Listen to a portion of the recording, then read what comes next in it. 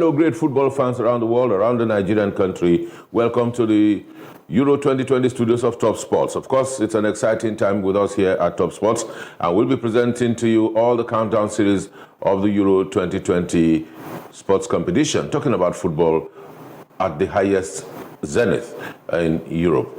We talked about the earlier countdown of the matches that we'll be seeing in Groups A and B, and today we will be looking at Group C and D. It's going to be an exciting time, I promise you. I'm not alone in the studio. I have ex-international, a football practitioner, former Flying Eagles player. He's now a coach at the grassroots level. He is Matthias Inebile. Matthias, welcome. It's a pleasure being with you, and good day, viewers.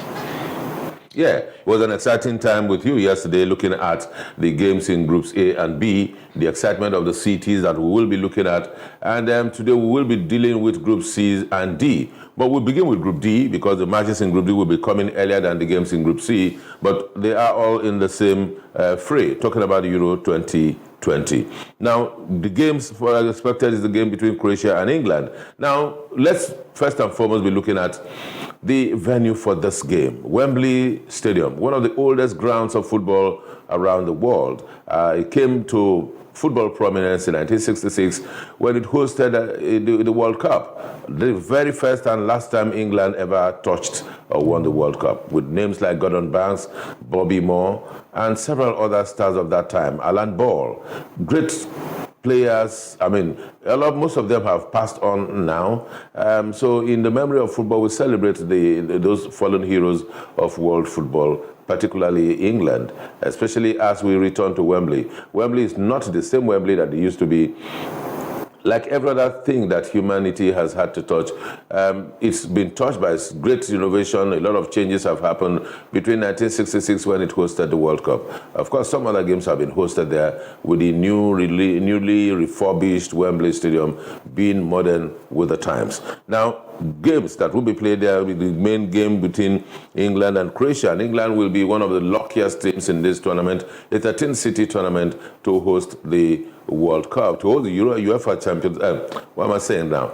To host the Euro 2020. Yes, London, England will be playing at home at Wembley, and they will be meeting a foe in Croatia. Croatia cannot be described as an underdog of world football if in any manner, because you've seen Croatian players do great things.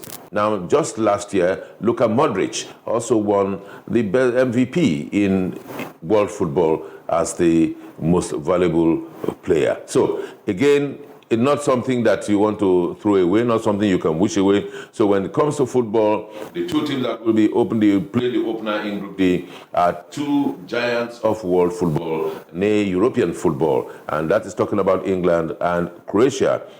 Evenly matched. What would be your take, Croatia, England? It's going to be an interesting encounter, given the fact that both teams play technical and tactical football. And to me, I will leave it at 50-50. 50-50, I think I want to agree with you on that. But let's look at the coaches now. Let's start with the coaches. Gareth Southgate for England and Zlatko Dalic for Croatia. As coaches of the team, Gareth Southgate, a former England international, and the Croatian coach also used to be an ex-footballer. So there you have them. It's going to be quite tactical, like you said, but talking about the pedigree and the historical build-up of both teams and, of course, the coaches. For me, it's going to be a game of wit for the coaches, given the fact that they have talented players in their fold, and it's just going to be a full game that is filled with respect for each other. So the one that does the slightest mistake might lose the day. Well, one thing about football is its unpredictability. Each time when both teams come to the pitch, it could go either way. Football at this level, at the highest level, if you like, is something that you cannot really lay your fingers on and say, oh, this is how it's going to be.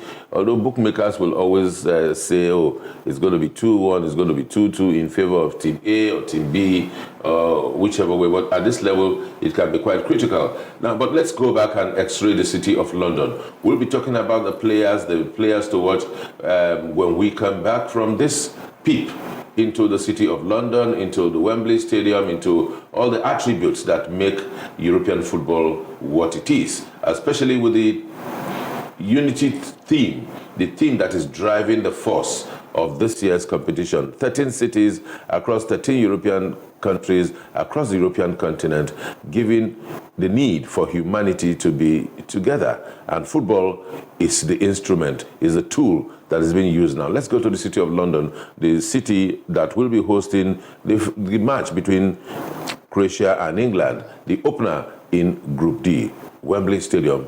Let's see what it looks like, and let's see what to expect, some of the beauties and cultures of the English people. We'll be back.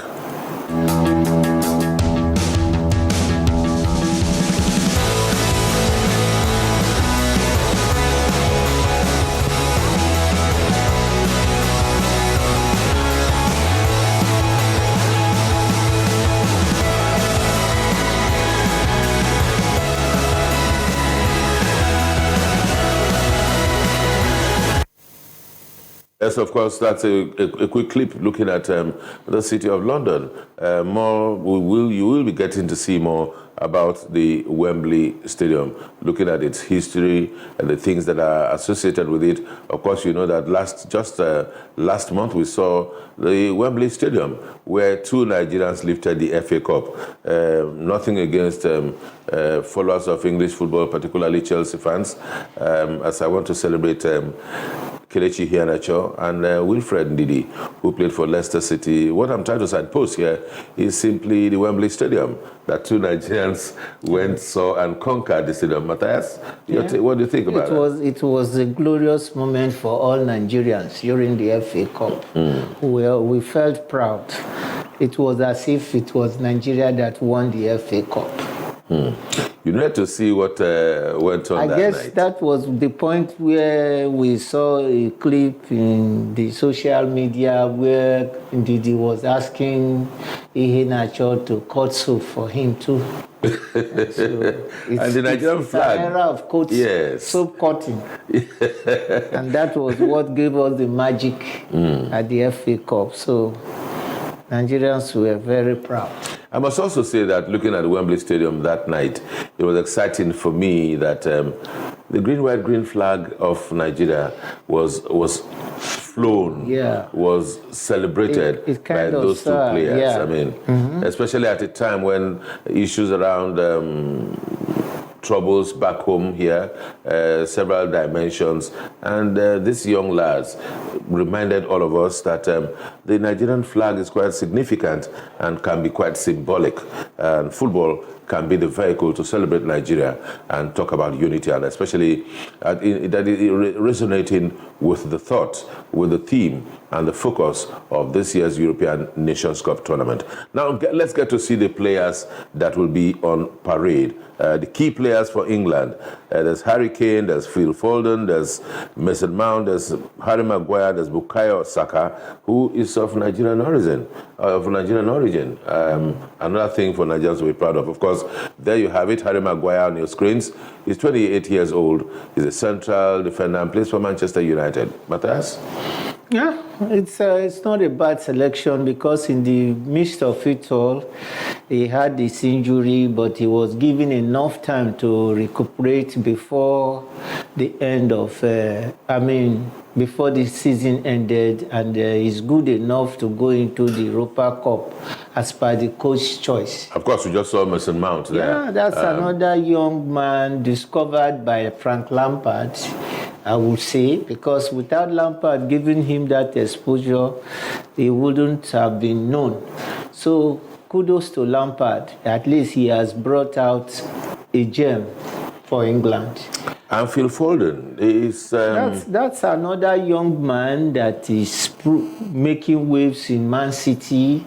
And it's another discovery too from the youth academy by Pep Guardiola. And they saw the extra qualities in him. That's why he had to make him part of the first team player in Man City. Now, our own Bukayo Saka, yes. The first time I saw Ayo Saka, I know there's something he has. And so far, he has proven everybody right. He's very talented. That time he came on in Arsenal, he was wearing jersey number 77 or so. But he's now wearing 7. He has removed 7 out of it. So that shows you that he has some qualities. And for a young man at 19, he's already had about 92 appearances for club and country. What does that speak of him? That's what talent can do to you. If you have a talent, there's no two ways about it. It will definitely come to the fore. And he's expressing himself. With age on his side, he has the sky as his limit. Harry Kane, the big man for the English national team, he's the team captain. Yeah. One thing about Harry Kane that goes for him is his modesty. He's a businessman. He doesn't talk much. All he wants is just to go in there, do the damage, and out he goes. So far, so good for him. He's the leading scorer in the last Premiership last season, and he's taking that drive into the European Championship. 401 appearances for England and his club, Tottenham Hotspur. But one thing that stands out for this English team is that the average age is about 23, 24, thereabout. Quite a young team. The football these days has evolved. It's a game for the youths now. If you are over 30, nobody tends to reckon with you because it's like, oh, you are overaged. So if you check most of the teams now, they are between the ages of 19 and 24 or so. Any other one above that is just based on experience and fitness. Is that applicable to us here in Nigeria? Nigeria is a different ball game. I wouldn't want us to dance around that. No, definitely I won't go there. I'll just leave it the way it is. Now let's move over to Croatia. We have the World Footballer of the Year, MVP at the last World Cup. Somebody that's quite phenomenal talking about the game of football. Luka Modric. He is the captain of the Croatian national team. That's him, of course, 721 appearances for club and country. And of course, appearances for the national team, 137. And Real Madrid is his club. Matthias? At 35 years old, and he's still moving. It shows there's so much discipline in him as a person. Because at 35, for you to still retain your position in your national team is something awesome. So he's there. Ivan Perisic. That's another player that also a strong player. 28 goals, 500 appearances for club and country. He's a winger and, of course, plays for Inter Milan. And his performance this season, he's 32 years old. Yeah, what I see in that match is it's like a situation where you have youth versus experience. So let's see which one carries the day. And see whether Croatia will be able to bring back the magic they took to the last World Cup. Exactly. Dejan Lovren, that's another player that's quite incredible. Yeah. Yes, 470 appearances, yeah. He's over 32. He's 31, actually. Plays for Zenit St. Petersburg in Russia. Ex-Liverpool player and very dogged in defense. He probably didn't have a good time while with Liverpool, so he has changed team, and I believe he has picked his form back. So he's going to come out to show to the world that I should have been left with Liverpool. Of course, in order to get more playing time, he had to move to Russia and plays for Zenit St. Petersburg, and that's some way, a window through which a lot of players try to get relevant to be able to play for their different national teams. Yeah. Something similar to what Ahmed Musa just did, coming to play play for Kano Pillars to be able to get a regular call-up to the national team, especially as we count down to the World Cup of 2022 that we'll be holding in Qatar. Now, let's talk about the coaches now. Zlatko Dalic versus Gareth Southgate, former players. There you have it. 54 years old, beg your pardon, Croatian national team coach, and he's been there since 2017. What do you make of it? What do you think he can bring to the table? To me, what I believe is that as a coach with experience, he's going to prove his mettle on the field. And if you look at the experience he has, I don't think Southgate matches up with him. So he's likely to use that experience to bear. Well, for him, he's played 42 games and won 22. And Southgate has played 52 games and won 32. So both of them are same age bracket, if you like. Number of matches drawn, number of matches lost, 20 in all. That's for Gareth Southgate. So summarizing this Group D opener, between Croatia and England, would you stake anything? Like I said earlier, I said I'm going to leave it at 50-50. But more of it is youth versus experience. Well, England has youth, Croatia has experience. And that's the way I want to see the game. So let's look at some of the players that will make the difference. Let's look at some of the clips some of the exciting moments that we will be expecting when it comes to this game between England and Croatia, looking at their pedigree.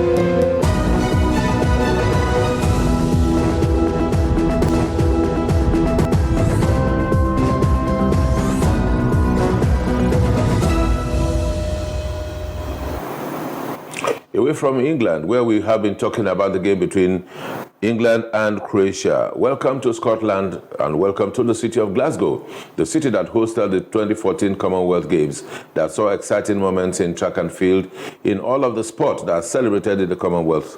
And it will be hosting the game between Scotland and the Czech Republic. Now, Scotland is a country that's renowned for great sports, and the Football League in Scotland is quite old, and there's a very big club in Glasgow, talking about Glasgow Rangers. The Czech Republic is one other country that you cannot put under when it comes to football in the world, of course, talking about European football. Both countries will be coming head to head, talking about Scotland and the Czech Republic.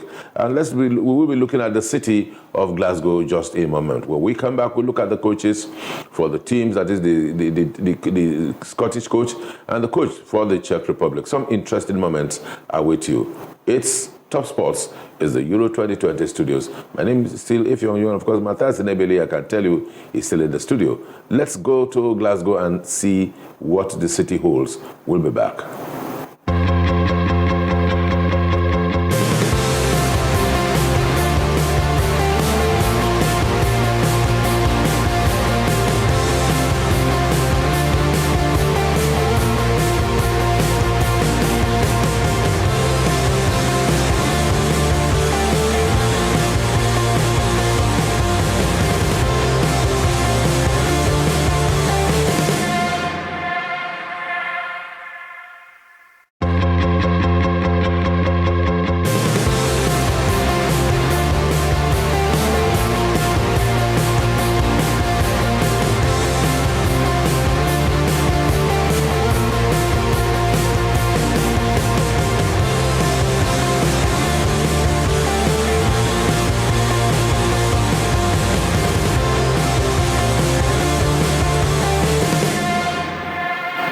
Great excitement, great culture.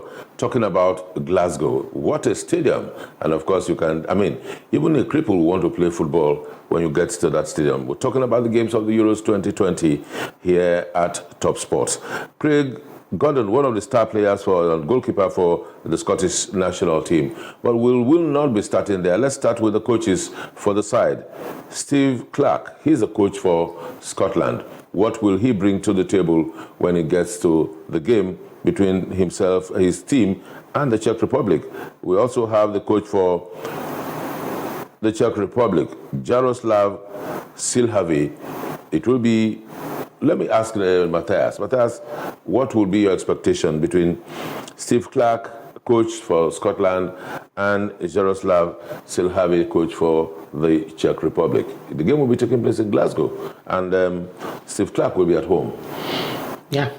Home advantage is always there, but with the kind of football I see Czech play, I think it's going to be home advantage is not going to hold sway. It's going to be a 50-50 affair, given the fact that they don't really, within the Czech Republic lineup, you have a known name in the person of Thomas Souček, who plays for West Ham. And with the Scottish side, you have McTominay of Manchester United, and you also have Tierney of Arsenal. So both teams, I think, with the other players coming on board, anything could happen. Andy Robertson is also a Liverpool player. Is also okay. So it's going to be a balanced game, just anybody's game. I'm sure both teams have mutual respect for each other. Scott also plays for Arsenal, and he's also alongside his other teammates should be able to do the magic. Now, let me just say they are all familiar foes because they've been playing against each other within their club levels. So it's going to be a balanced game. Now, other players that we will be looking out for, or we should be looking out for, in the game between the Czech Republic and Scotland, we have Thomas Vlachak, who's the goalkeeper for the Czech Republic. We have Pavel Banarek. We have Patrick Skik. We also have Metege Vidral. Those are the players the star players for the Czech Republic. And the Czech Republic also have some great history looking at world football. Yeah. I guess Peter Cech was from the Czech Republic, wasn't he? Yeah, he's from Czech. Yeah, former Chelsea goalkeeper and former Arsenal. Yes, Peter Cech. I mean, so for those that will think that between Scotland and the Czech Republic, there's nothing to worry about, that maybe the Scotland might overrun them, it's not going to be easy. These former Eastern European countries have a lot of these hidden talents. Yes, very, very true. And football has actually evolved, so you can't, no more minors in football as far as I'm concerned. Anybody is as good as any other team. Now, still looking at the issue of these two teams, do you think either of them can upset any of the favored big-name teams? Do you think so? To me, we are just... I mean, going by the fact that you said there are no minors in football. Minors, because for me to even actually stick out my neck, I would like to see the first game of each team in a group before I can say, yes, this one will go far. Sometimes you, at competitions such as this, some teams are favored, they are hyped, they are given all of the accolades, and you expect that they should perform at that level. But what we get to see, not really the same when it comes to competition, the competition proper. And here we are, Scotland, we have the Czech Republic, not very strong teams in European club football, but in Scotland we have a couple of teams that make way, but they never have shown at the Champions League, at the club football level. Same for the Czech Republic. I think it's only natural that you hype some people while you undermine some people. And the same thing is happening in football. I think it's just a natural trend. England is a household name. Everybody knows England. And with the coming on board of the likes of Davosuka and Modric, everybody is talking about Croatia. But what about Czech Republic? Of course, we used to have Peter Cech. We had only Peter Cech that everybody beckoned on. So where you have these unknown names, they are the people to be feared as far as football is concerned. Well, from an expert, an ex-footballer, especially that someone that played up to the junior national team level for Nigeria, what else can we say? We can only say that we have to watch out as we expect good, exciting moments from the Euros this year. 2020 tournament is going to be quite exciting, but I'd like to still stress the issue of the theme of this year's tournament, the bridges, building bridges across the European continent, across 13 cities. I mean, what do you make of the unity symbol, the building of bridges that's been chosen using football as an instrument? It's a fantastic concept, and the bridge is not only going to end in Europe, it's going to extend to other continents of the world. If not, we will have no part to play. So that bridge has extended to Africa, it has gone to Asia, it has gone to America. So it's going to be across the world. So it's a fantastic concept. Besides that, football has always been a unifying factor. And that is a detail we all know. Okay, now looking at all of this that's going to be going down, talking about European continent, talking about unity, something the Europeans are exporting to the rest of the world, something people should learn from, something the African continent where we operate from should learn from in order to build bridges. It shouldn't be war, it shouldn't be about humanity. And when we're talking about humanity, we're talking about building bridges and using sport, football now as a major tool to unite Europe. And don't forget that after the COVID-19, the significance or the symbolism of building bridges, bringing the world back together, bringing the European continent together is what Europe has done, using the Euro 2020 as a tournament. And now, we will be seeing that will be the second game in Group D, Scotland and the Czech Republic. Now, that's not all. Still in the package today, we will be looking at Group C, the Netherlands and the Ukraine. It's top sports. and it's the Euro 2020 studios. We will be back.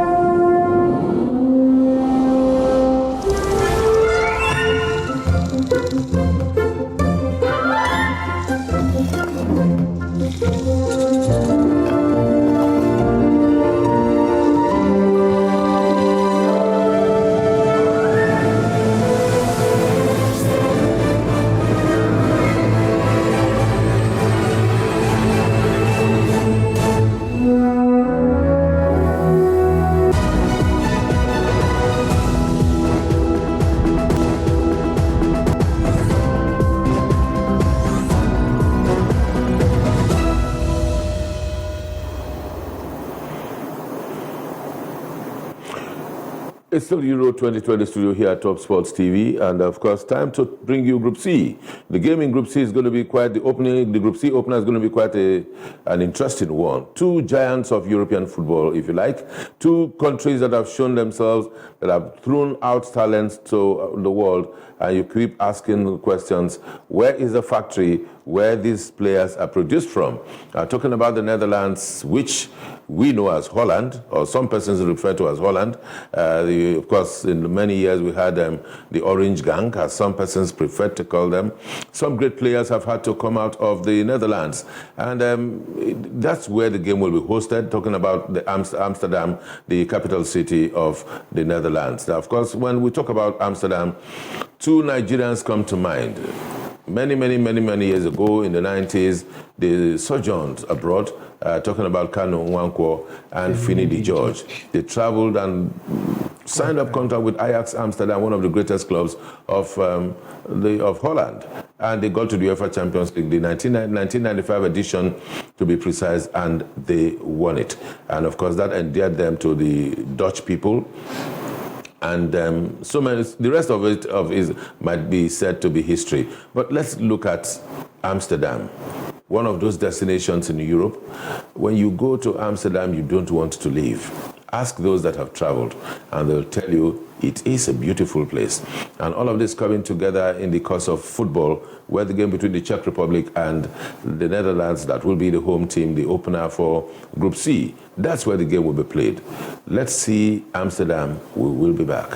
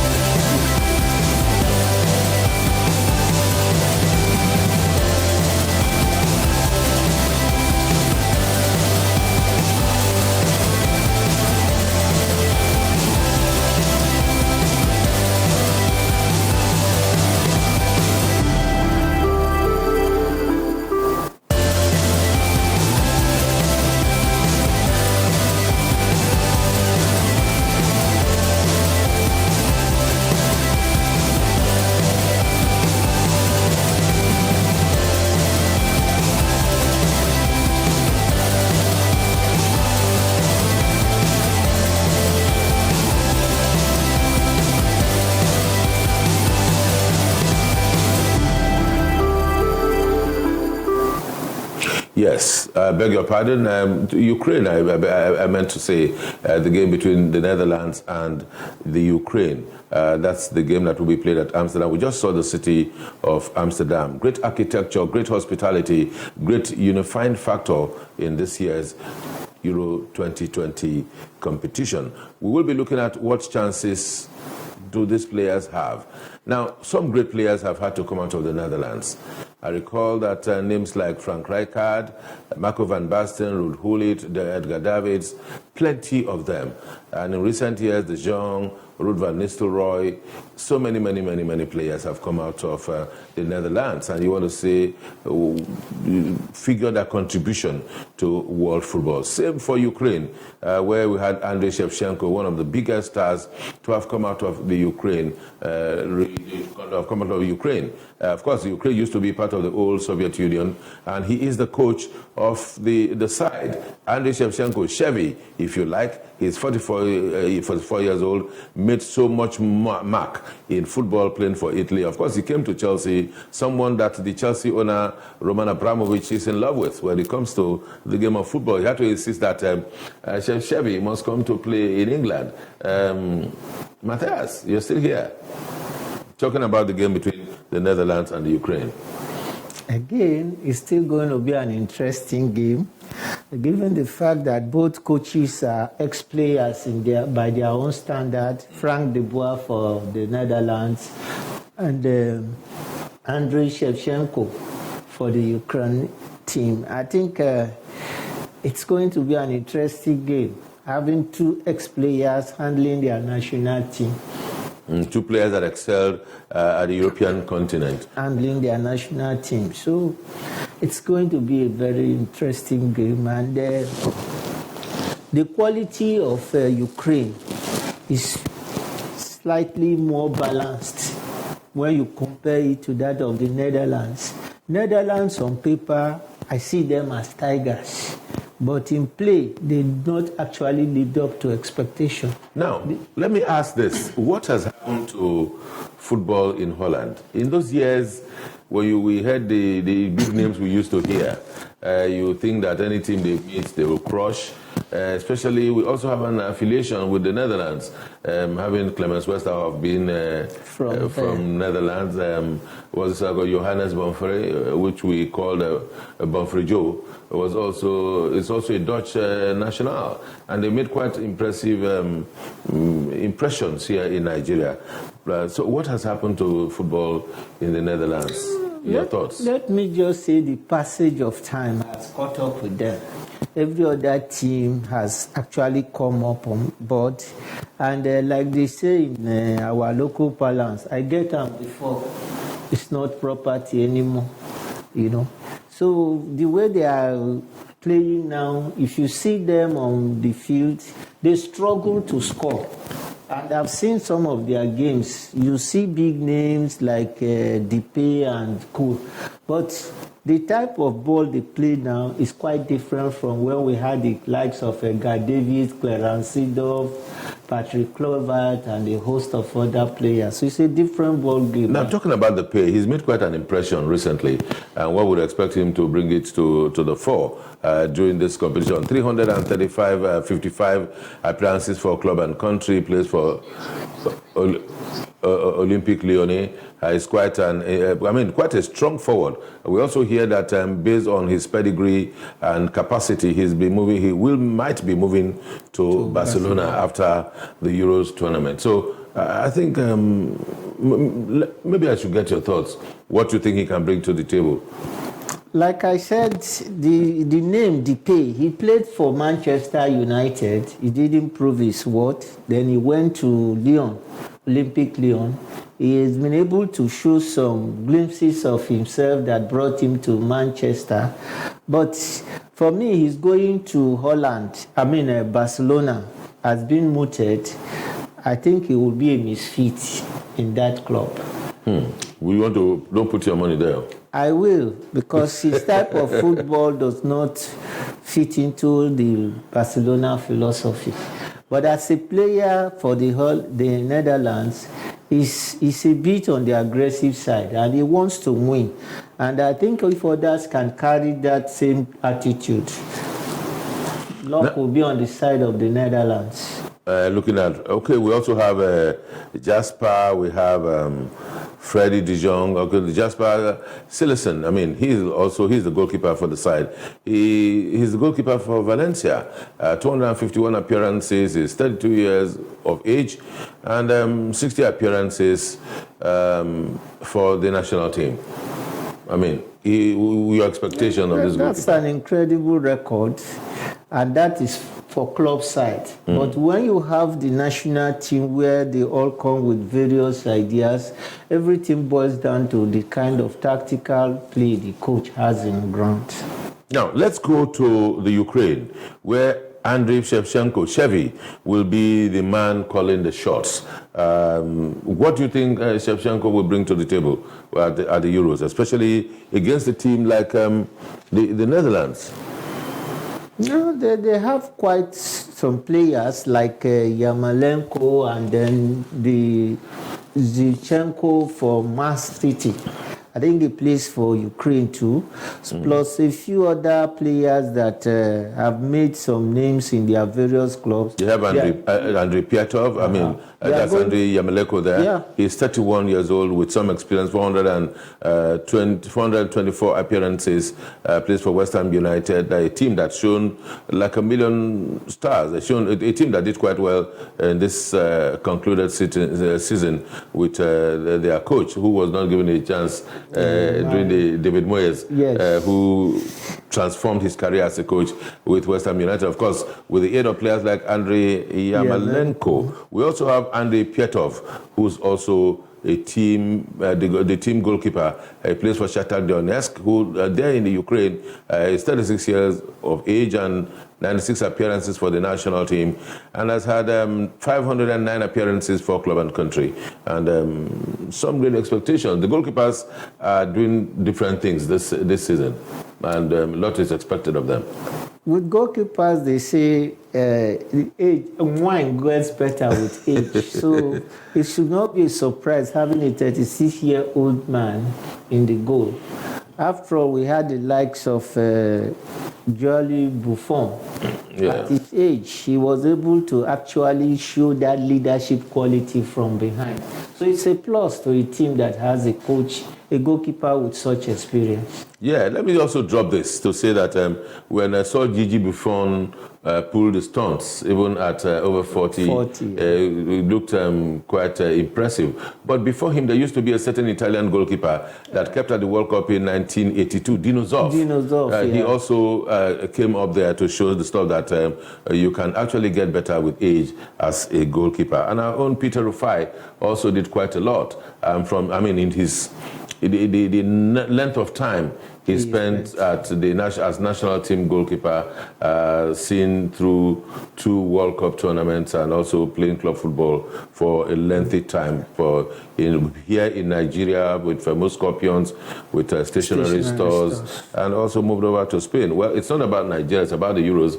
So, but I just thought I should just drop that, celebrating Dodo Mayana. A little bit of home stuff. Yeah, since we are talking about goalkeepers that have made their mark in world football. There's this Mikula.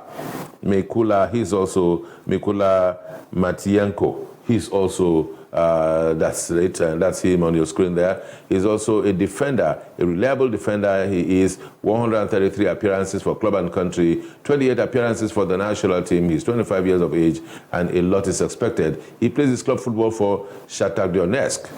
Now, Shakhtar Donetsk brings to mind our own Julius Agawa, who also played football professionally in the Ukraine. Now, but let's come to the brass tacks, as it is said. Ukraine, Holland, or Netherlands, as it were. How would you situate? It's a game. Like football is always anybody's game. Once you line up 2 teams, you expect to get a victory. But now that they are in the preliminary stage, you either win or you draw. Now, let's go back and, before we look at who are the teams that will come out of Group C, as it were, let's look at the other fixture, the other 2 countries that will be playing in that group, Austria, North Macedonia. Now, that game will be played in Bucharest. Let's take a trip. Let's go to Bucharest. Let's celebrate the beauty of this city. Of course, they have this big club, Steaua Bucharest, that has made its mark in European football through the years. Even in the days of the Soviet Union, when Eastern Europe used to be a huge block of its own, Steaua Bucharest made their mark. Let's go to the city. Let's look at the culture. Let's look at the people. We'll be back to look at the game, the matches that will be played there, and the countries that will be playing in the opener. We'll be back.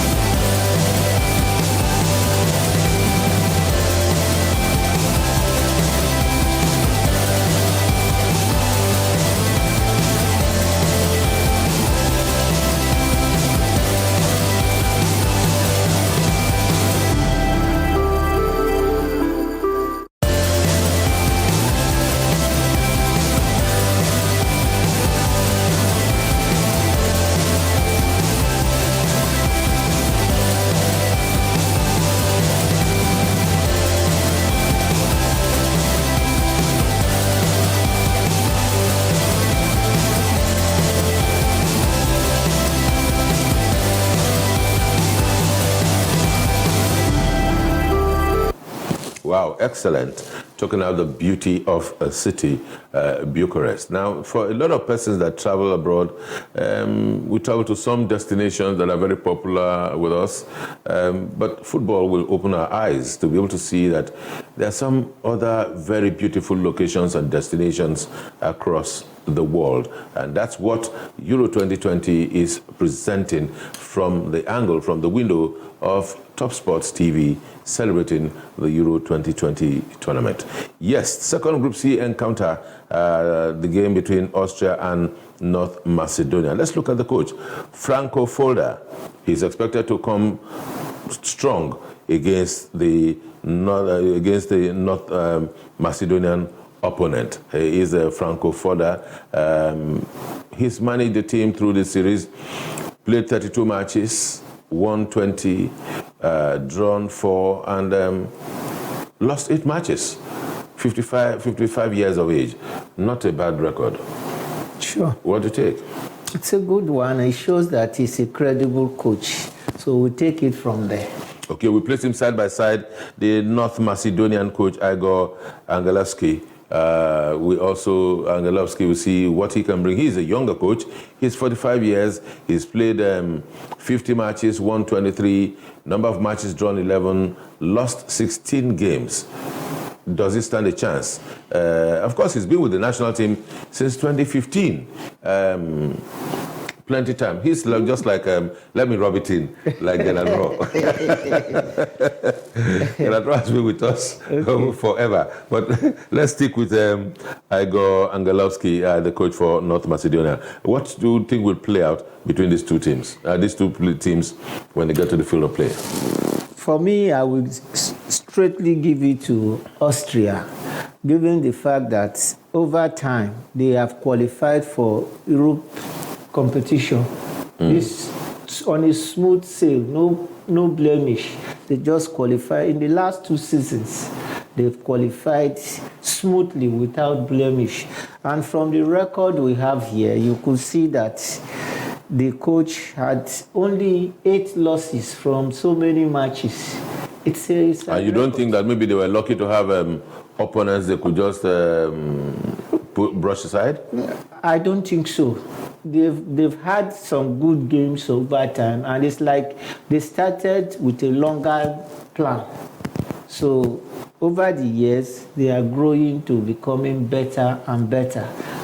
In no time, they will be competing with the big guns in Europe. All right, let's also look at some of the players that will be making the difference for these two teams. We have the biggest name in the Austrian lineup, Austrian national team, David Alaba. Some of us here in Nigeria have claimed him. We say it's David Alaba. They say he's Nigerian. They say he's from Abeokuta.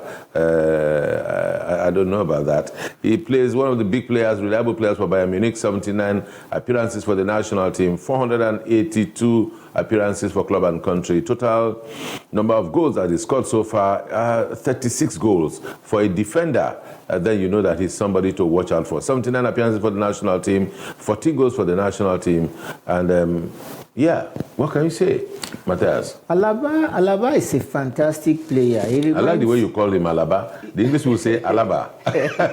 Well, David Alaba is a fantastic player as far as I'm concerned. And not only being fantastic, he's a very,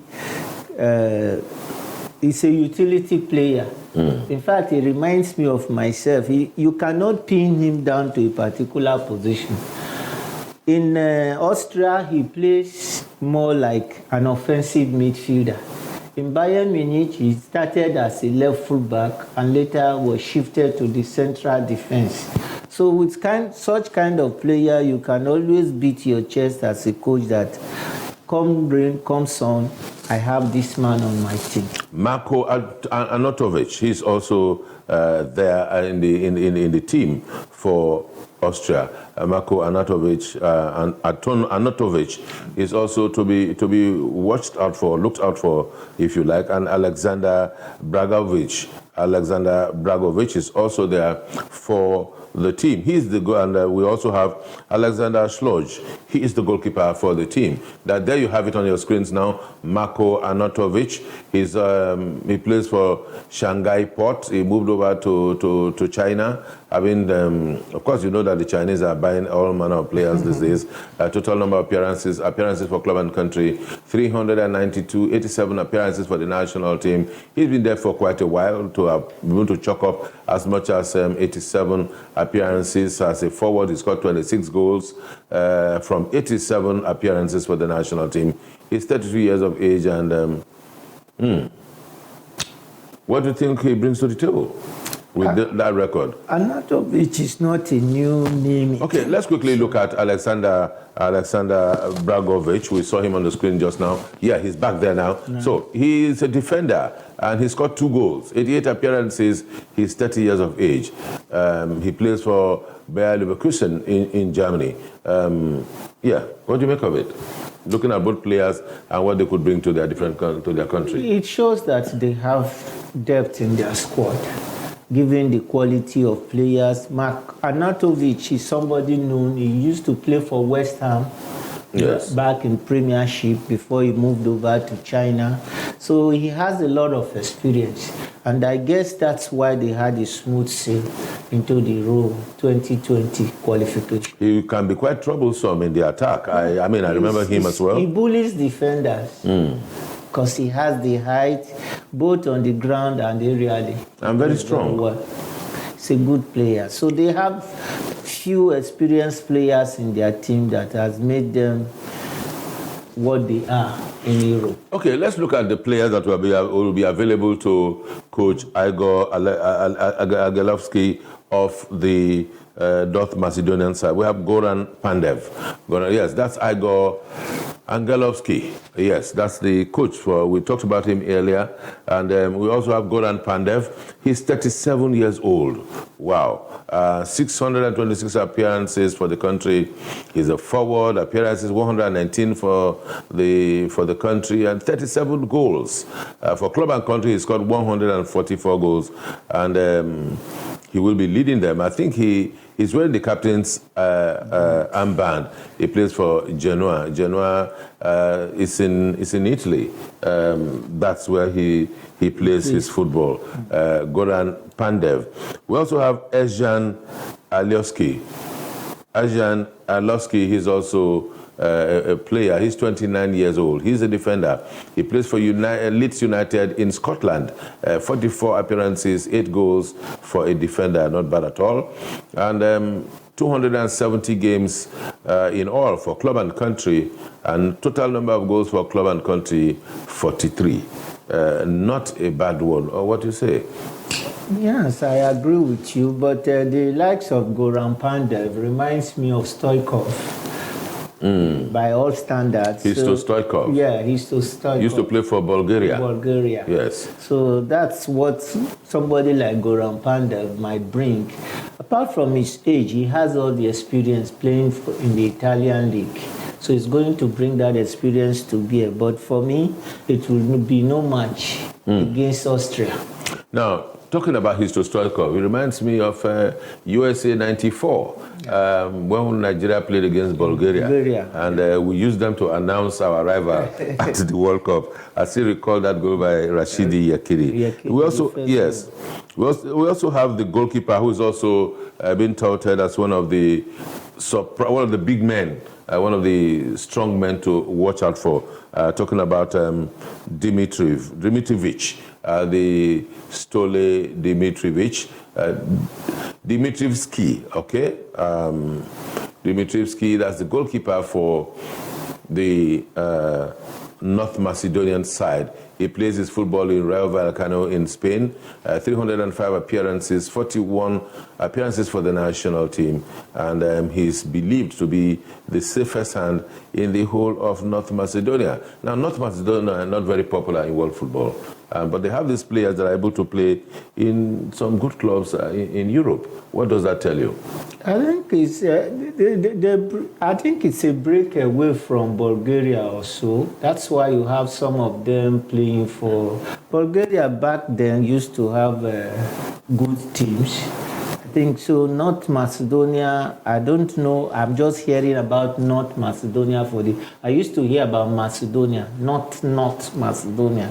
Well, it's important to note that there's this nationalism that swept across Europe especially with the dismemberment of the then Soviet Union, where you have countries like Serbia, Kosovo, Azerbaijan, Bosnia, Herzegovina. So many countries have had to emerge. But let's talk about Rayo Vallecano. I recall that Wilfred Agbonabare, when he left Nigeria, he also played football in Rayo Vallecano in Spain. One of the clubs he stopped over there in Spain. I guess he's of blessed memory. Yes, he's. Yes, so I'm sure that the spirits of Wilfred Agbonabare will help this team. Let's pray so that it's going to be behind them spiritually. Yes, I mean, somehow we find a way of getting to connect with our homeboys, our boys that left the shores of this country to do us proud and helping the country's image.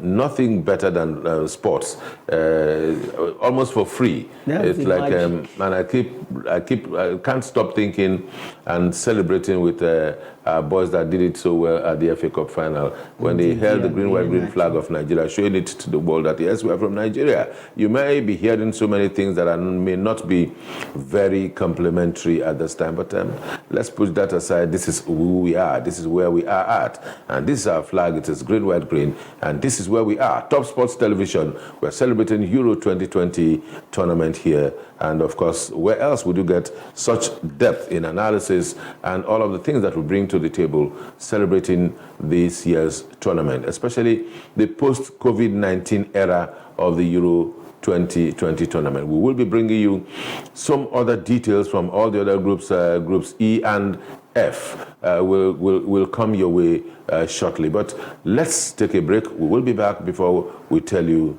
bye-bye. We'll be back.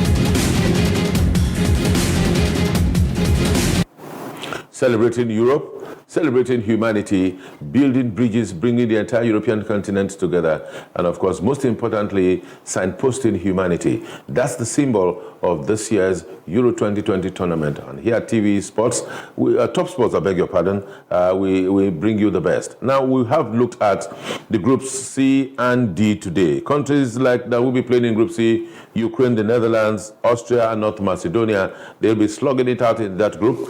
And in Group D, we will be having England, Croatia, Czech Republic, and Scotland. Now, Group C, Matthias, how would you be guessing? Who are the two teams you think will come out of there? Ukraine, Netherlands, Austria, and North Macedonia. I'll give it to Ukraine. Then the battle for the next spot will be between Netherlands and Austria. And in Group D, Croatia, England, Czech Republic, Scotland. I tip Croatia to qualify. The other spot will be between England and Czech Republic. All right, there you have it. He is the octopus, the newest octopus. Yes, let me also tell you that all of you fans out there are going to be part of this. We are going to be getting feedback from you. You will be getting feedback from us in our Predict and Win series that will be starting as the games open officially during the course of this week.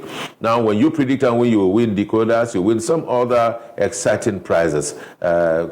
coming through, relating with Top Sports here on the Euro 2020 studios. Our partners on the show have been OJ's Entertainment and, of course, Master Sports. Some other partners we will tell you in the course of this series, in the course of our production. Matthias, how do you say bye-bye? See you next time. Thank you and God bless. I thought you were going to say it in French. Okay, au revoir. All right. Let me see what language I'll use. Let me say, okay, let me say we go to see. It's quite interesting being part of your day, celebrating, counting down to the European Championship of the year 2020. We're celebrating it in the year 2021. No thanks to COVID-19. This is Top Sports Television. My name is If Yong Yung. Great pleasure being your host and guide. See you next time.